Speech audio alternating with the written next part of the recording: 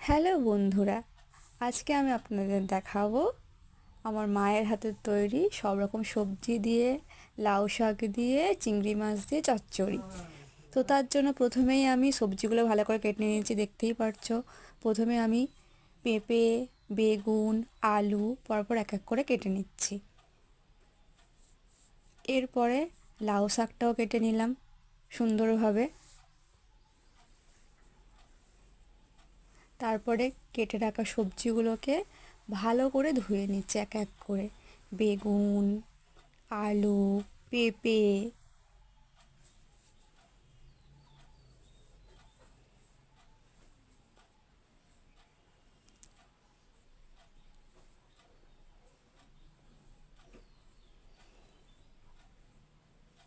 তারপর একটা কড়াতে তেল দিয়ে কড়ার মধ্যে ভালো বেছে রাখা চিংড়ি মাছগুলো ভালো করে ছাড়িয়ে ধুয়ে রেখে নুন হলুদ মাখিয়ে ভালো করে ভেজে নিলাম।